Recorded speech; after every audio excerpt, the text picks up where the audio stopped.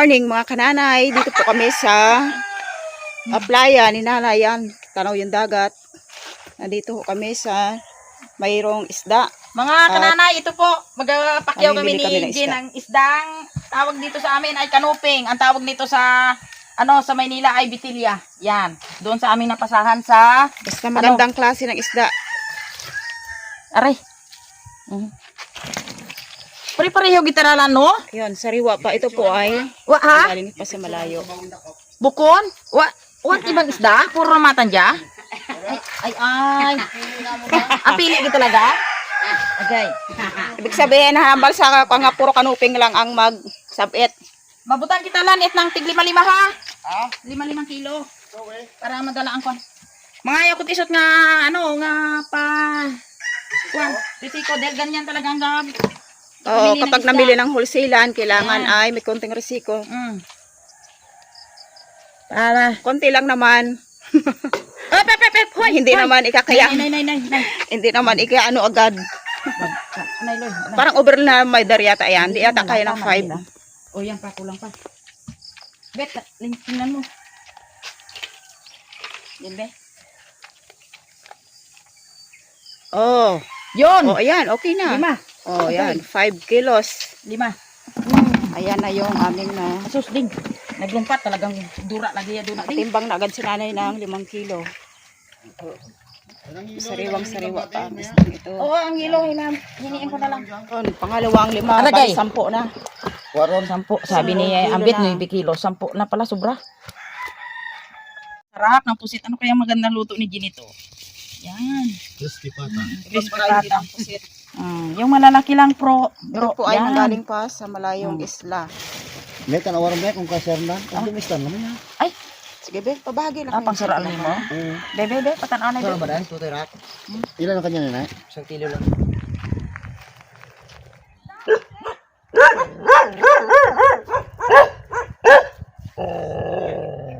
Ayun po si nanay nagbenta ng pusit.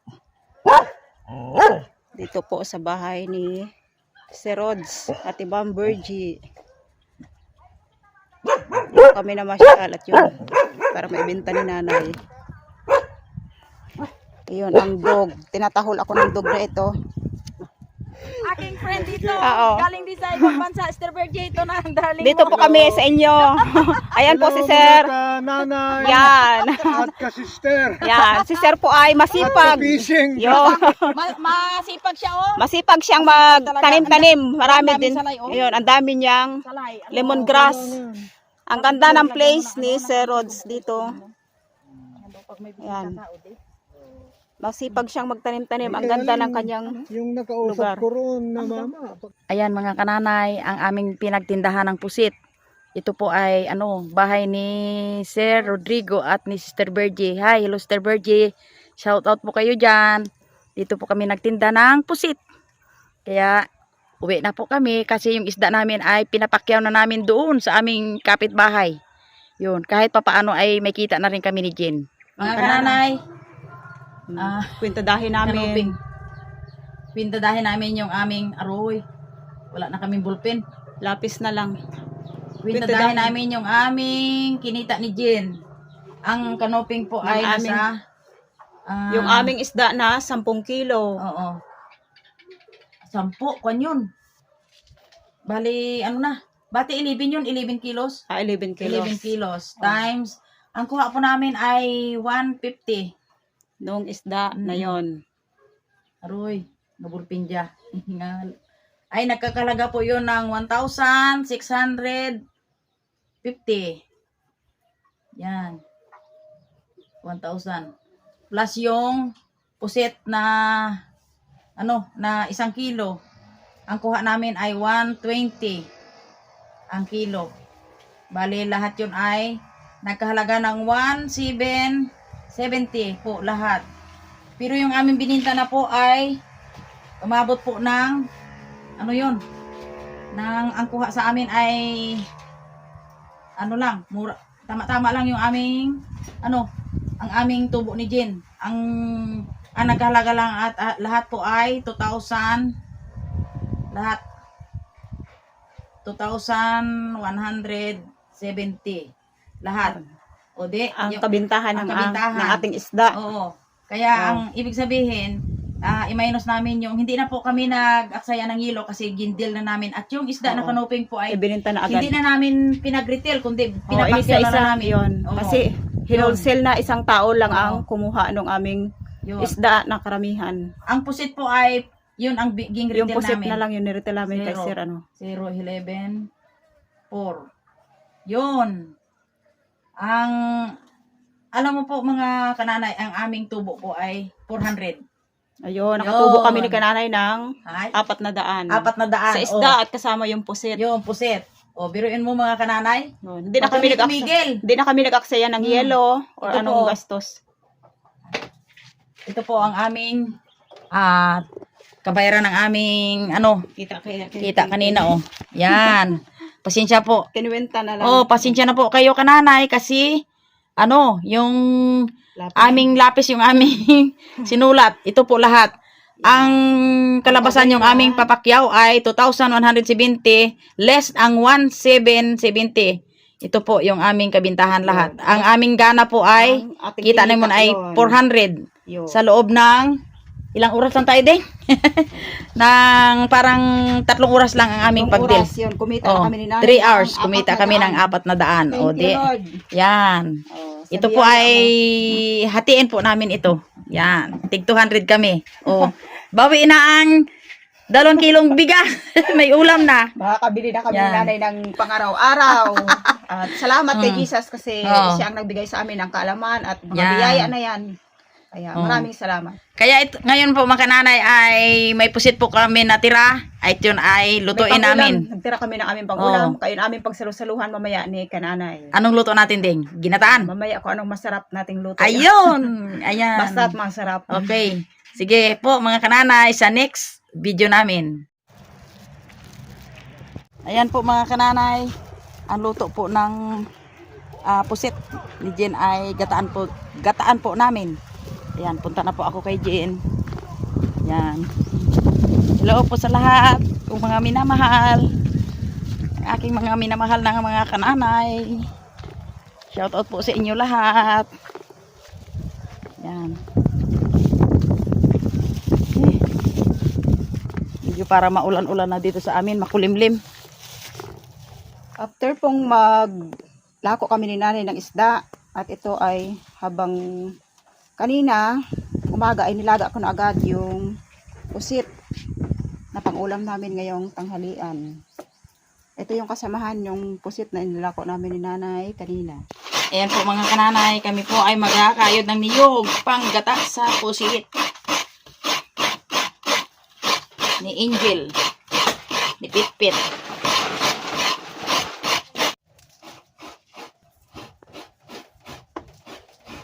Ginataan na naman kami mga kananay. Kasi yung pusit ay masarap gataan yung gantong klaseng pusit. Nilaga ko lang ng matagal para malambot.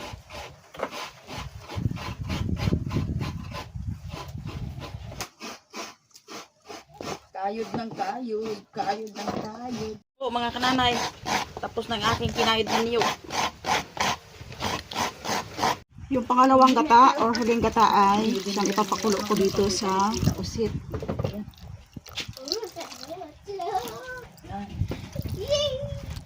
Ang pusit po na ito ay luto na at matagal ko na siya pinakulo kaninang umaga. Yan. Lagyan ko lang ng sibuyas, bawang, tsaka kunting luya.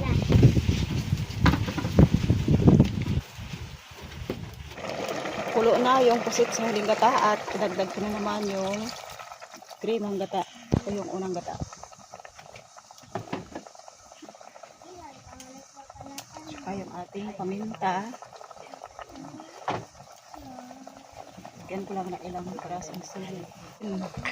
Ayun po mga kananay ay handa na po kaming mag-attack. Kukain itong pusit na yung binita namin kanina ni Jen ay nagtira si Jen. Ang luto po nito ay ginataang pusit. Ayun po. Yay! Ang magpasalamat o magpanalangin ay si Angel! Angel Maider. Okay. Lord, maraming salamat po sa pagkain na inyong ibinigay sa amin upang kami ay maging malusog Maraming salamat po sa lakas sa inyong ibinigay sa amin. Maraming salamat po sa biyaya sa araw-araw. Amen. Amen! Yun. Yay! Ang ganda na. Maging malakas talaga tayo. Shout out po kay Tita Nina. Aba. Shout out po kay Tita Nina. Shout out po kay Tita May. Yan. Kita mo eh. Shout out lang tayo. At shout out din po kay Tita Nina. Shout out po sa paratingin na bike ni Angel. Yay! Totoo yung pray ni Angel kasi Oo. matagal niyang Magka-bike down sila. Abay, may ginatarget na ako na. Thank you. Ding. Nasa ginatarget ko yung isa. Dino. Wow! Tumalbog na! Yan, ang laki-laki. Wow! Iyo to lahat. Yung Yung aming inahin. pusit naubod ng itim dahil sa Talagang itim dahil ang ata. Kasama ang ata. Uik. Okay. Sarap! Matindi ang lasa. Ito yung aming ano.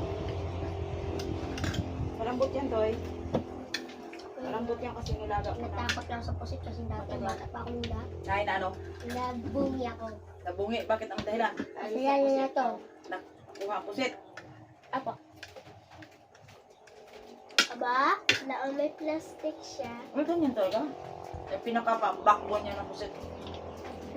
Gayatin mo ako. Katulad niya na portrait. Ang malambot siya. Gayatin mo ako. Gayatin mo iyon eh. Tagal ko pinakuluan. Wow. Parang sa ano na ito, sa lata.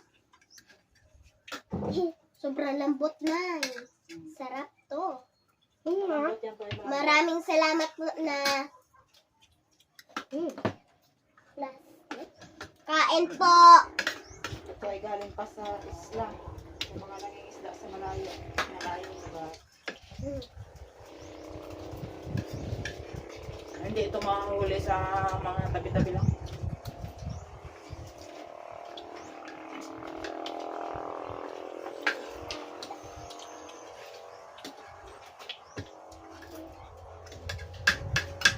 Sino po mahilig na kumain ng pusit? Mga kananay, kain po tayo. Pusit na ginataan. Sarap ng itlog.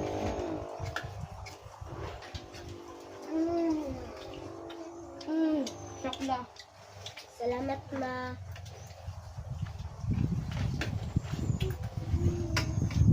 Aroy, malbog.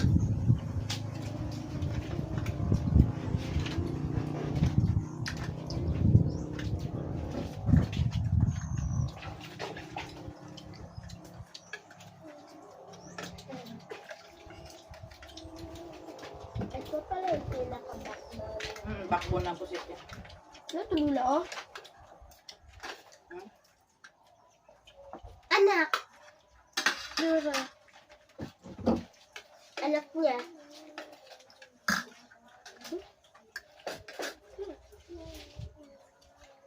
Wow.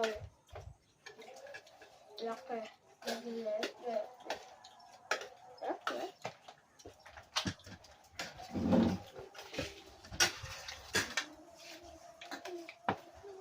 Oh, mother, ito. Great yan na.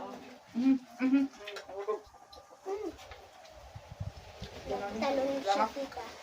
Ay, lula.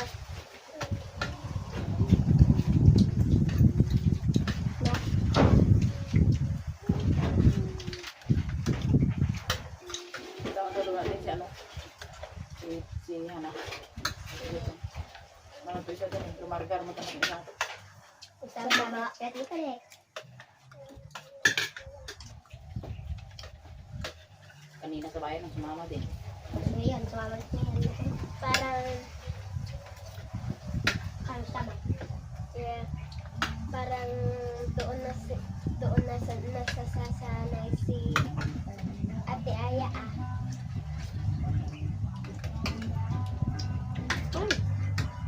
May salad ka pa. Oh, mother, ulang dito. Binek-binek pa na.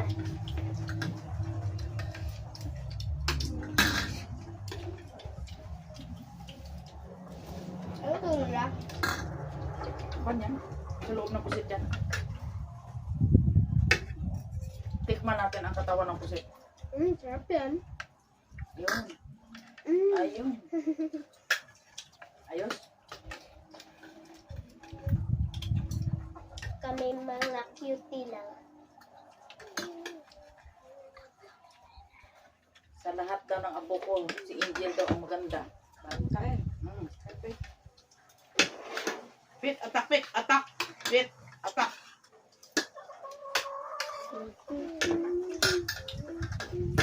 Diyan lamang loob doon din. Ako alam na ilang magkamadali sa mga ito. Bakit? Ikaw, Isa sa pa na. may halap ka daw. Ayun. Eh, ano mo, ganun, cultivate. Tumawa, oh. Kumuha na may naibaon pa.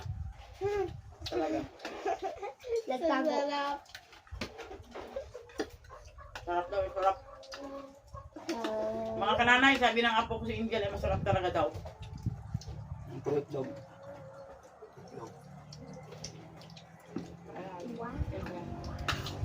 Ito, yung malaki. Kaya, Bakit tinapon mo yung itog yata? Hindi. ito may kinain ba ba din? Nagsabog sa kinain. Tinanggal ko na lang. Naghalo sa kinain. Anong ginawa niyo ng pusit lula?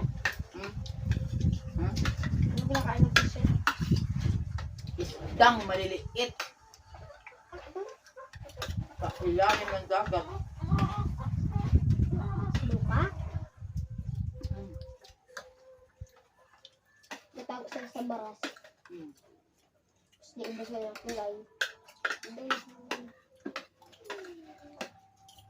Ayun. Alam mo kung hindi lang bawal. Ang sarap nito ang kalaban. Soft drinks na coke. Nga. Kung hindi na bawal. Ay, sa inyo hindi bawal ay. Sa inyo hindi bawal. Bawal sa kanya. Baka may sponsor na ako sa atin dyan. Sa tabi-tabi lang. Sarap. Umay. Mga kananay. Patapos na. Mag-i-end na po kami ng aming pag-video pag-aking kain. Sa sarap ng pusit. Bye-bye. Thanks for watching po.